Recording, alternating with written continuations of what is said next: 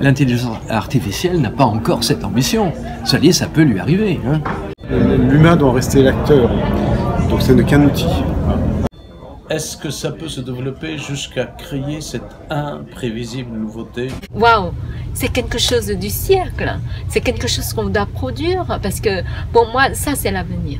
J'étais devant 2000 personnes et j'ai lancé l'idée d'une intelligence artificielle philosophique et tout le monde a éclaté de rire. Ce rire, moi j'y vois un défi et j'ai envie de le relever. Intellectuellement, je suis curieuse. J'ai l'impression, dans l'état actuel des choses, c'est un gros challenge. Il faut casser les codes et il faut aller au-delà.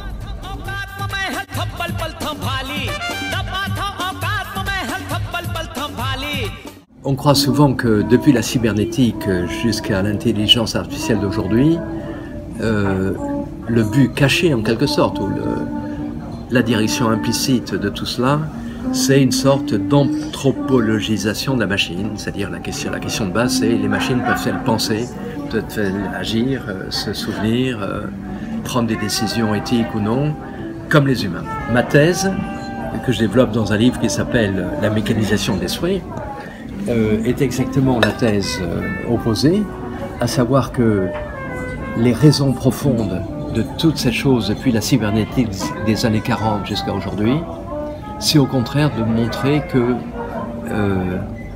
l'humain, c'est essentiellement du mécanique. Alors à ce moment-là, si on considère que l'humain c'est du mécanique, la question de savoir s'il y a des machines qui pensent, ben évidemment la réponse est oui, nous humains, nous pensons, non, nous croyons que nous pensons, donc il y a des machines qui pensent bien sûr. Je suis bourré de doutes et de questionnements et c'est ça qui fait avancer. Le jour où vous êtes bourré de certitude, c'est terminé, vous innovez plus, vous posez plus de questions, l'entreprise se fiche. Donc au contraire, notre travail, nous, c'est de poser de nouvelles questions tous les jours, de dire et pourquoi? Et pourquoi on a fait comme ça? Pourquoi Change existe ailleurs? Et pourquoi nous on ne le fait pas? Mais qu'est-ce qu'on pourrait inventer de nouveau pour faciliter le travail de nos collaborateurs dans les usines, pour apporter c'est jamais être dans la certitude. S'il y a un truc qui me travaille, c'est ça. Moi, j'ai pas de certitude. J'ai surtout des doutes et des questionnements et des convictions. Ça, c'est les valeurs. Convictions, c'est les valeurs. Mais sur le reste... Bon, déjà, concept, je dirais, c'est la clé pour moi pour une intelligence artificielle. Elle doit savoir manipuler des concepts. Ce qui n'est pas évident. Parce que la notion même de concept, c'est quand même une construction intellectuelle, mais tout propre à l'homme.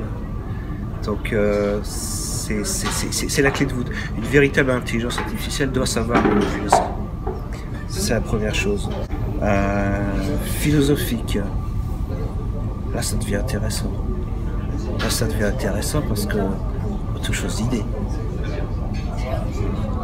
Donc, moi, ça m'intéresse de voir ensuite, effectivement, qu'est-ce que vous voulez faire à travers cette intelligence philosophique. Qu'est-ce que vous attendez d'elle? Pouvoir produire un dialogue avec un être humain qui soit inspirant, nouveau, riche en réflexion, porteur de choses inédites, d'idées inédites, porteur d'une certaine forme de sagesse. Et ça, c'est vraiment un rêve complètement fou.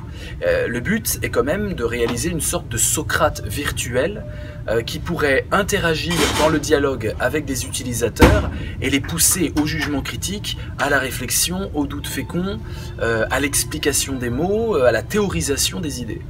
Accompagner un philosophe qui a 1000 idées par minute, comme Vincent Cespedes, l'idée c'est pas pour freiner, l'idée c'est pour l'accompagner dans la bonne voie.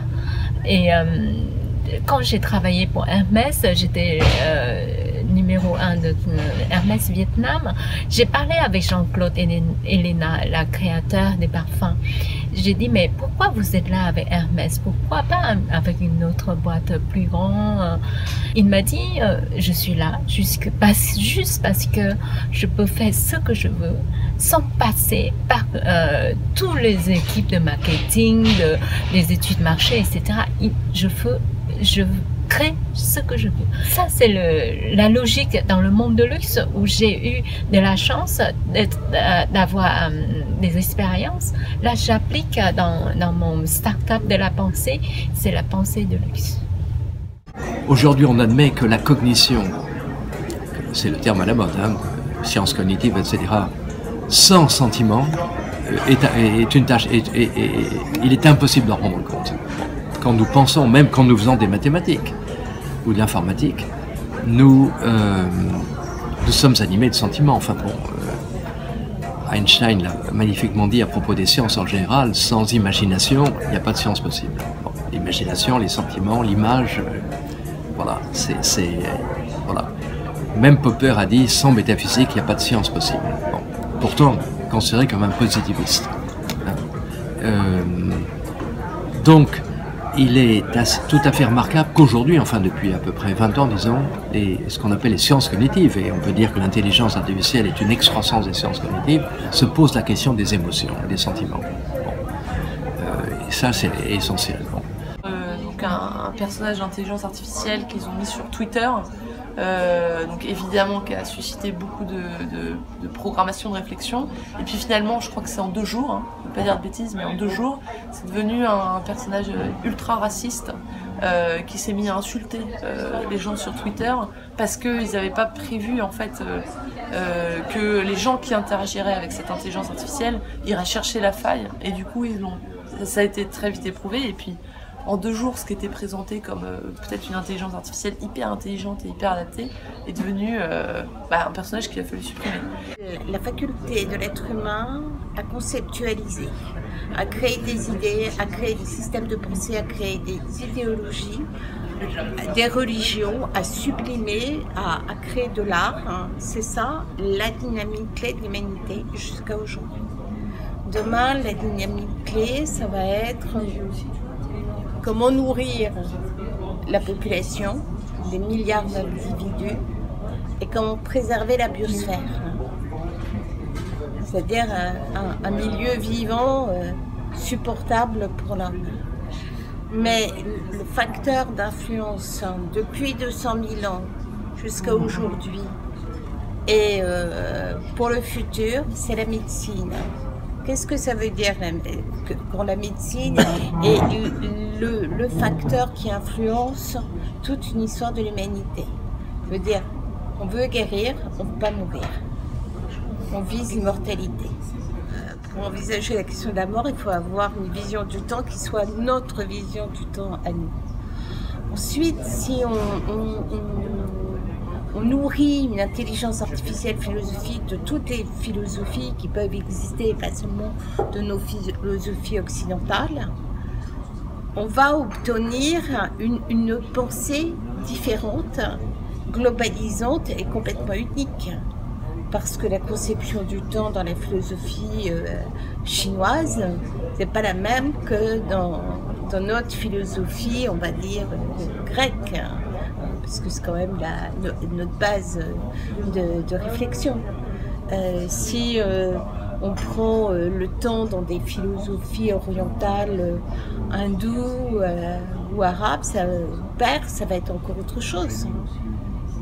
Donc, moi, je trouve que c'est très intéressant. Je voudrais savoir ce qu'une intelligence artificielle, philosophique, nourrie de toutes les philosophies, peut nous sortir comme réponse, comme vision. Le mot intelligence est un mot extrêmement beau et important, et pour ceux qui nous écoutent savent très bien qu'il est fait du mot intus legere, on lit de l'intérieur les choses, et quand tu les lis de l'intérieur, tu dépasses tout ce qui est artificiel. Donc déjà, pour moi, il y a un paradoxe à conjuguer ces 2 mots. L'intelligence n'est jamais artificielle. L'intelligence est toujours fondatrice, principielle.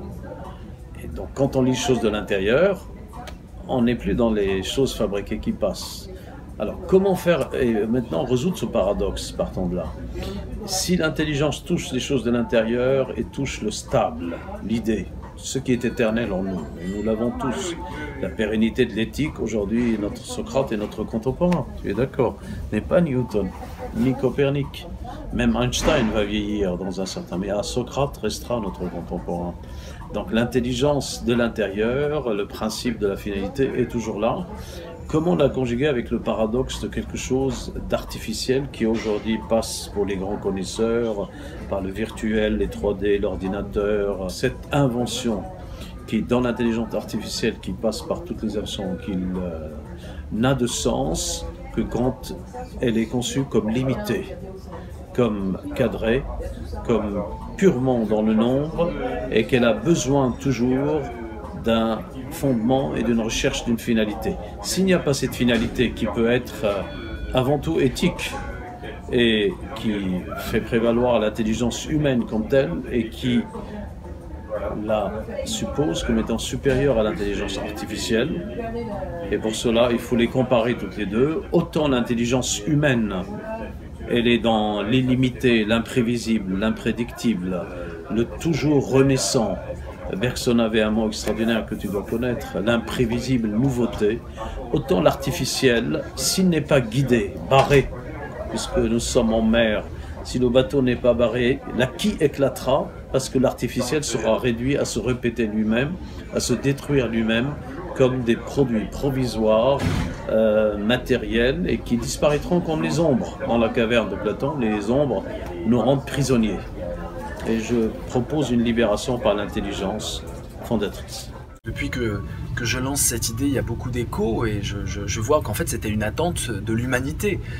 L'humain attendait qu'on s'empare de l'intelligence artificielle pour ne pas faire du business forcément, pour ne pas être dans une compétition entrepreneuriale, mais pour philosopher, c'est-à-dire accéder à une pratique qui est un peu la quintessence de ce que l'humain peut produire.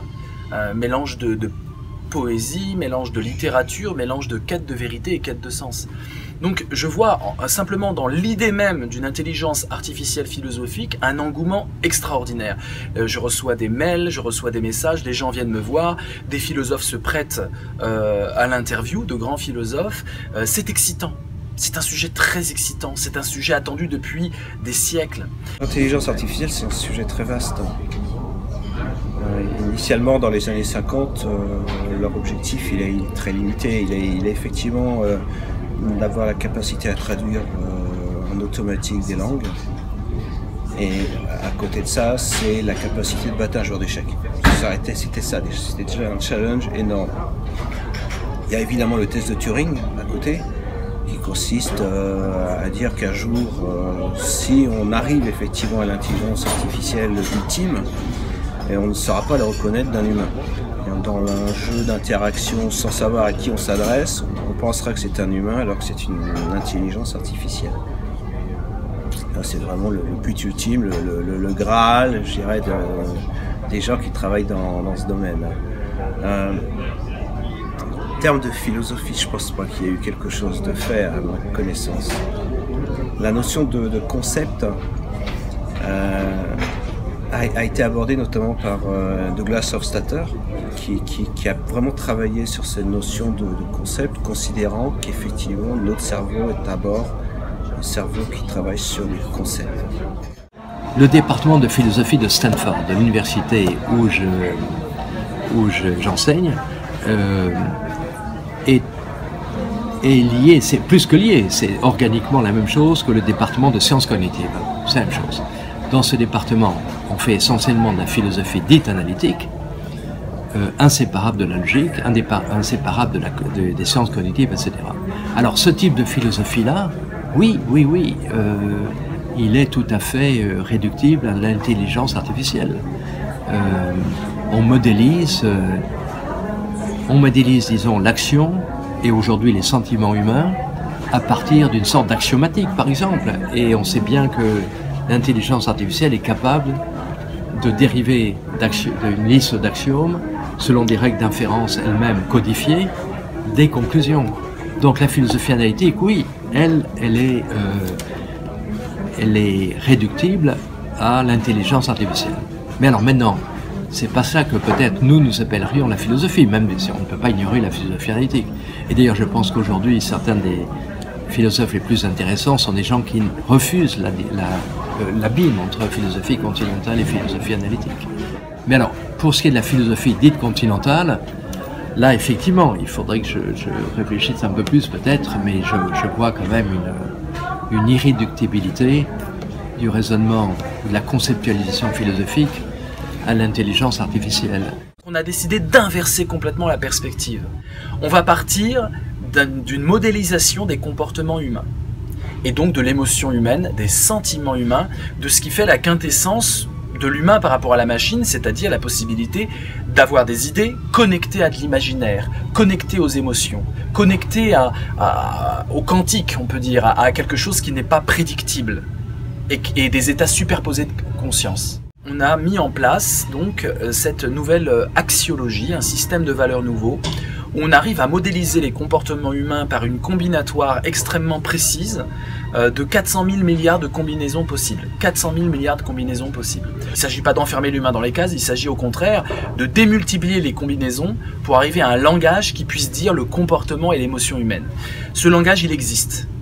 On l'a développé, j'ai commencé à travailler dessus en 2009, on l'a sorti sous forme de jeu pour tester à grandeur nature, de façon comme une enquête sociologique géante, sous forme ludique, si ça pouvait fonctionner de Bamako à Hanoï en passant par New York.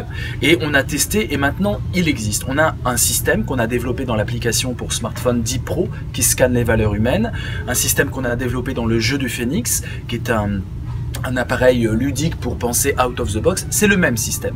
Et donc pour Imlac, on va partir de ce système-là, qui est vraiment une modélisation des comportements humains capable de montrer les contradictions, les conflits intérieurs, la tragédie qui se passe dans notre tête, car nous avons une pensée tragique, nous pouvons vouloir le bien et faire le mal, nous pouvons être dans des paradoxes sentimentaux et des dictatures sentimentales extrêmement puissantes.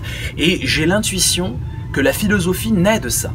La philosophie, c'est quoi? La philosophie, c'est cette tentative parfois désespérée d'essayer d'arriver à pacifier nos propres conflits intérieurs, à dompter nos démons intérieurs, à essayer de résoudre des équations absolument insolubles en termes d'émotion, d'imagination et de pensée. La philosophie, c'est la tentative du cerveau humain pour se guérir lui-même. Et le cerveau humain est malade. Le docteur Sandretto, qui est un psychiatre que j'apprécie beaucoup, dit que nous sommes constamment traversés par des états psychotiques, des moments de folie. Alors bien sûr, la raison reprend le dessus, nous ne sommes pas fous, mais il y a des états psychotiques réguliers. Et le système Deep Pro, l'axiologie que j'ai mise en place, permet de pointer ces états psychotiques intermittents. La philosophie, c'est-à-dire la quête de sagesse, de rationalité, vient d'une impuissance à être sage et d'une impuissance à être rationnel. Et donc il faut que la machine avec laquelle on développe une intelligence artificielle philosophique puisse aussi être traversée par des états psychotiques brefs, éphémères, par des contradictions totalement irrationnelles, et donc on va partir d'une forme d'irrationalité, quantique pourraient dire certains, où des états contradictoires sont superposés, c'est-à-dire au même moment vous pouvez avoir des contradictions, des incompatibilités, et à partir de là, quand on aura un socle émotionnel, un socle d'imaginaire, un socle où l'imprévisible et où la nouveauté pourront émerger, je pense qu'on pourra, on aura fait un grand pas dans l'élaboration d'une pensée humaine simulée. Cette notion de concept rejoint la théorie de l'information. La théorie de l'information a été formalisée au départ par Claude Shannon aux États-Unis pendant la Seconde Guerre mondiale. Et ça consiste simplement à dire qu'au départ, tout est information quelque part, et c'est ça qu'on doit manipuler. On doit comprendre l'information, à partir de ça, on est capable de construire des choses. Même en physique, aujourd'hui, il y a des réflexions autour de ça, notamment avec les travaux qu'a pu faire John Wheeler.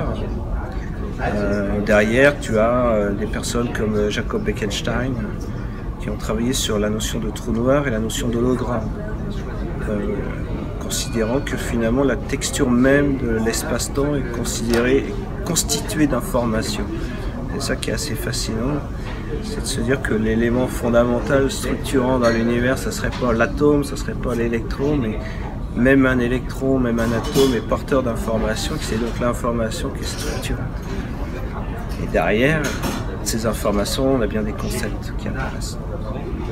Donc, concept, philosophie, tout ça, effectivement, fait un tout qui est, à mon avis, très excitant intellectuellement. Mais je le verrais à l'image des hommes, moi je le verrais comme avec plusieurs points d'entrée. Il y en a qui arrivent par l'émotion, sur sur le sens de la vie, il y en a qui vont par du système plus rationnel, il y en a qui vont par leur trip. Et je me dis que si et la philosophie, elle fait un peu la synthèse de tout ça. Et je me dis que le système, il doit permettre à un individu de rentrer pour aller vers ce sens, cette quête qu'on cherche. Mais il y a plein de portes, il y a plein de chemins. Donc comme ça, spontanément, je te dirais, on a tous plusieurs facettes, avec des dominants, tout ça, mais là, le sens de la vie, il y a différentes façons d'y arriver. Donc un système philosophique, enfin une intelligence artificielle philosophante, nous aidant à trouver un sens, il doit être à l'image de l'humanité, hein, il doit être multi-entré. Et par les émotions, par la raison, je le vois comme ça. Du coup, c'est pour ça que c'est très très compliqué. Pour moi, l'ambition le plus importante de notre aventure, c'est réveiller les gens, de les encourager, de penser à autre chose derrière toutes les actions qu'ils font de tous les jours, d'aller au travail, gagner de l'argent, aller encore plus loin, être plus fort. Mais qu'est-ce que ça donne en fait? Donc pour moi c'est ça l'idée. C'est l'idée de mettre le sens dans la vie quotidienne de tous les jours. Le big data, non seulement il est incapable de faire la différence entre corrélation et causalité, mais je dirais même au-delà de la causalité et raison, hein, corrélation n'est pas raison. Non seulement il est incapable de faire la distinction, mais il en est fier, Hein, l'idéologie du big data, c'est de dire, nous pouvons nous passer de la causalité. Seul compte les corrélations. Et ces algorithmes dits de big data sont capables, étant donné, si on leur donne un magma informe de données, de révéler des corrélations. Et c'est ce que font d'ailleurs les moteurs de recherche, Google et autres. Or là, je crois qu'il y a quelque chose de fondamentalement non, voire anti-philosophique, de renoncer, de remplacer la raison, où la causalité joue quand même un rôle important, par la corrélation. On touche en fait, je pense, touche vraiment au sentiment humain derrière, puisque finalement ce qui fait la différence dans le test de Turing, c'est aussi notre capacité à prendre des chemins surprenants, étonnants, un peu détournés. Philosophiquement, quand on pose une question, un humain va être capable de répondre plus ou moins bien, mais s'il connaît bien le sujet, il va être capable d'être très pertinent, très pointu. Comme on touche à des idées, comme on touche à des concepts. L'intelligence artificielle a encore beaucoup de difficultés aujourd'hui par rapport à ça. Difficultés par rapport à la manipulation des concepts. On le voit, on commence à approcher la manipulation des concepts dans l'image. Google travaille énormément, c'est pas un hasard, par rapport aux voitures autonomes, la capacité à se connaître dans l'espace, à identifier des objets et donc prendre des décisions par rapport à la reconnaissance de ces objets. Mais de l'objet qu'on observe à l'idée, il y a un pas à franchir qui n'a pas été encore franchi aujourd'hui. Plus l'artificiel va grandir et devenir parfait, plus cette intelligence intérieure va surprendre par son imprévisibilité. C'est de son côté, cette imprévisibilité n'est pas programmée en moi. Elle est ce qui dépasse le programme.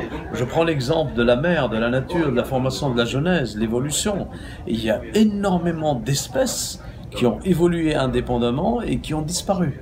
Et cette sélection, Bergson en parle d'une façon, à mon avis, de l'évolution créatrice, c'est que cette évolution créatrice, elle est créatrice parce qu'elle est sélective. Et le transhumanisme va peut-être être une de ces sélections qui peut réussir pour un temps, mais si elle ne respecte pas ce qu'il a fondé, ce qu'il a lancé, elle risque elle-même de se désorganiser, de se déstructurer. Tant qu'il y a de la finalité, l'homme est dans l'intelligence philosophique.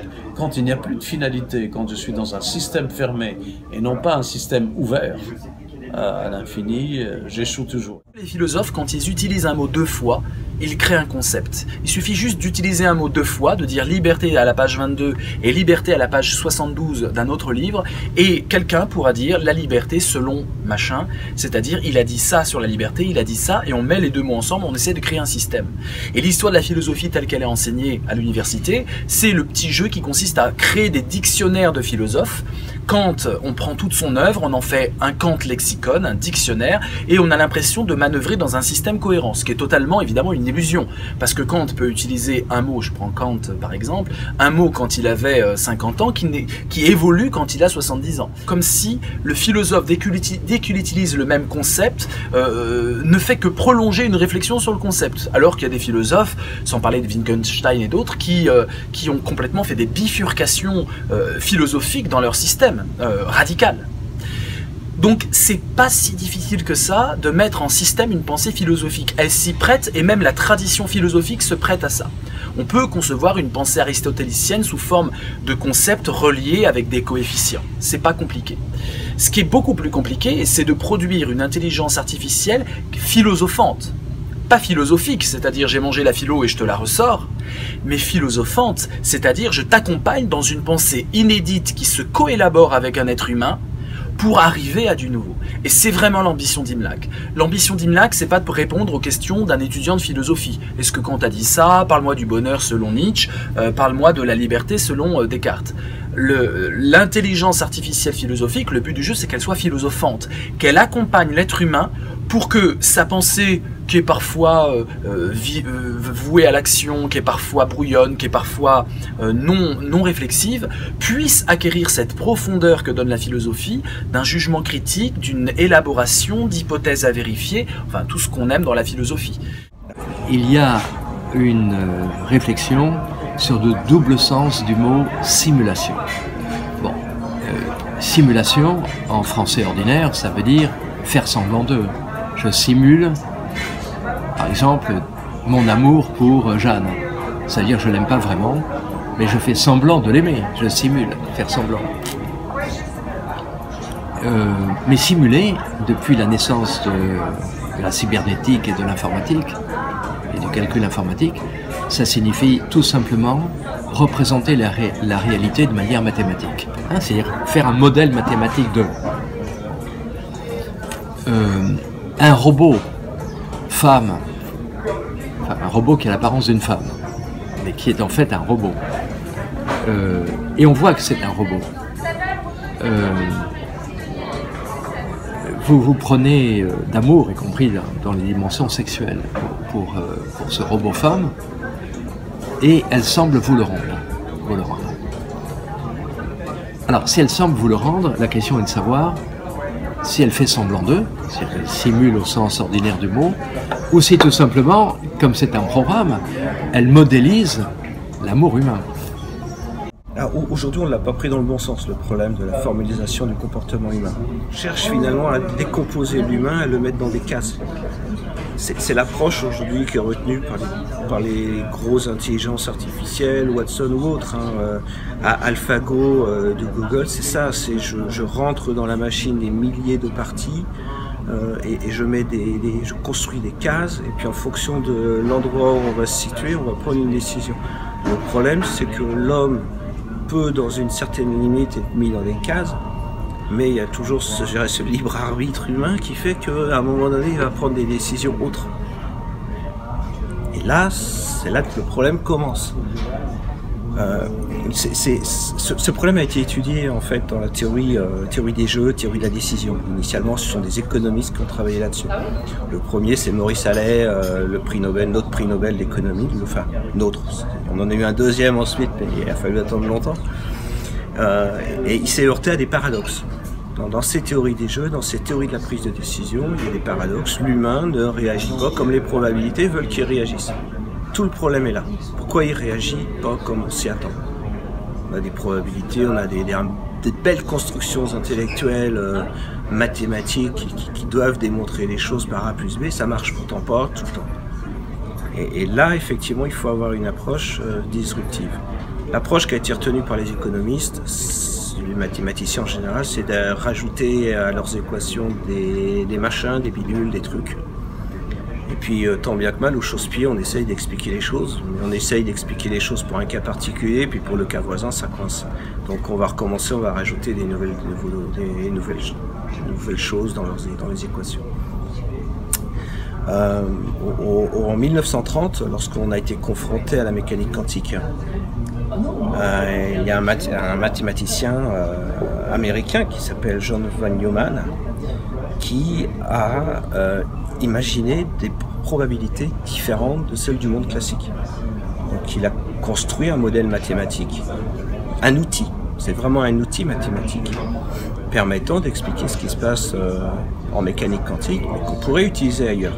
Ce sont les probabilités quantiques, tout simplement. Les probabilités quantiques, en fait, c'est une surcouche qui englobe les probabilités classiques.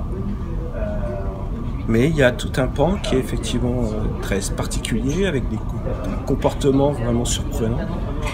Et l'intérêt, c'est justement que ce comportement surprenant contre-intuitif, on peut l'appliquer à l'humain et montrer que, effectivement, ces paradoxes, on peut les expliquer.